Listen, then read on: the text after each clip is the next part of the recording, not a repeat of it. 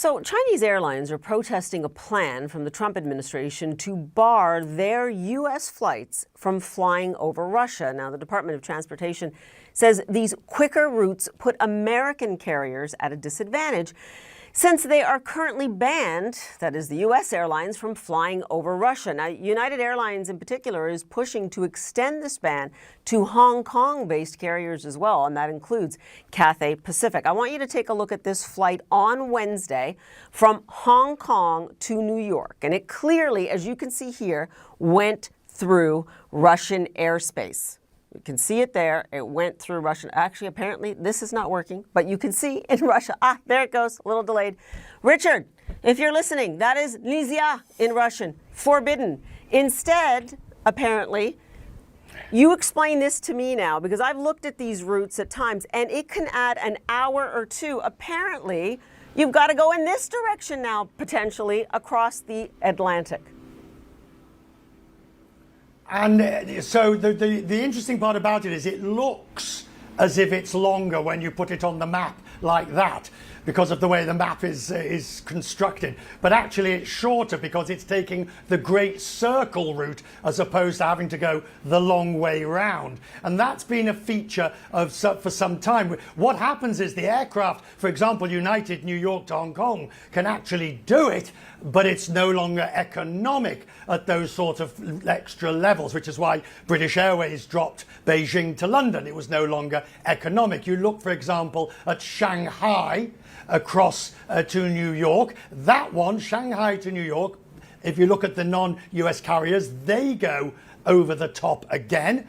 It's the only and quickest way to do it. It's not economic to do it the other way. Even Beijing to Los Angeles will skirt over the eastern part of Russia, and that is economic. To go the long way around most certainly is not. It's one of the big issues that they're talking about airlines here. It's why many airlines are not thinking of opening up, for example, US routes at the moment. Now, the chief executive of Thai Airways, who I met earlier in the day, says he wants to compete with the major Gulf carriers. I spoke to Chai Emsari here in Bangkok. He's been at his country's flag carrier for decades, but the CEO for the last 2.5 years. He's seen it through bankruptcies and more. Now, back on the stock market, debt restructured, looking to expand the fleet, and Chai told me his country gives it a unique advantage. What is the strength of Thailand and Thai Airways? We have 77 population in Bangkok, which will be our base volume. Connecting passenger or the hub will be the additional revenue that we can produce. That means we can fill up aircraft with both target passenger, direct point to point, and also connecting passenger. So what happens on those routes? Yeah. Where, let's say, for example, a lot of the new aircraft, the 78s, the 350s, the 321 Neos, they're very fuel efficient. Yeah. So suddenly you can run Doha, Phuket, Dubai, Chiang Mai. You can actually bypass your hub. I did the same thing that they did. Dubai, Phuket, Dubai, Chiang Mai, that's a direct traffic. In the other hand, Dubai market they don't have a local market. They don't have a home market. Why don't Thai Airways cannot compete? Same one stop. They're bigger, they have more aircraft, they can kill you on capacity and they can kill you on price. But we have a better cost control. We will be the low cost carrier, but we will be the full service airline. Do you still enjoy it? Yeah. I always amazing when I walk, especially underneath the aircraft. Yeah. That how we can imagine that this 300-ton machine can fly up to the air. This is your 777s, which you're going to refit. Yep. I assume single suite with a door. Yep. Everybody's doing that. Yes, we retrofit 14 of them. Yeah. Starting in the mid of 27. Right. which, less than 2 years from now. So the key is to get it done as fast as possible. Yes. But this aircraft also, we cannot do it all at the same time. Right. Now, what you're planning to do here Yeah. in the front of it. Yeah. So the first front row Yes. will be the business class Yeah. plus, which we not name it yet. That what will be.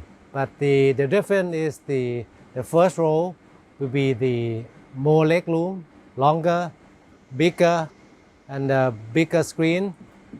So this is that's a choice for the passenger. One of the questions that asked is you've been at this airline for a long time. Yeah, 40 years.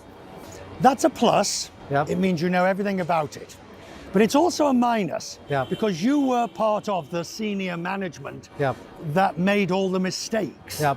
So why are you the right person now to suddenly see the light of the new way forward?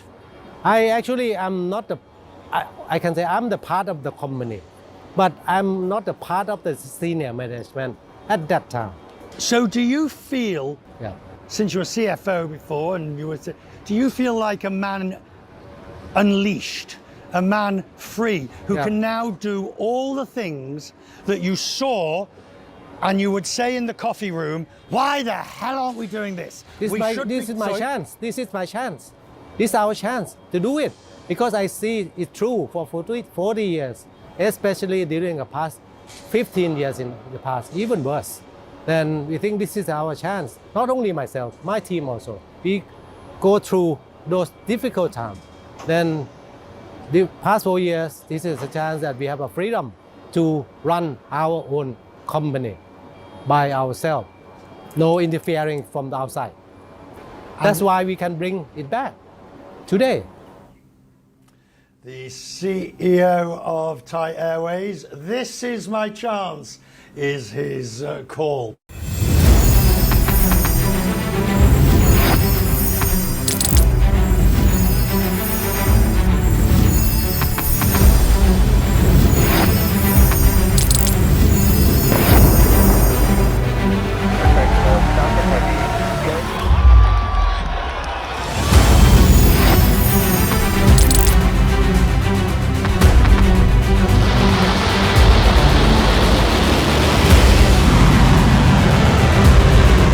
Been fighting so long and so hard that they don't know what the they're doing.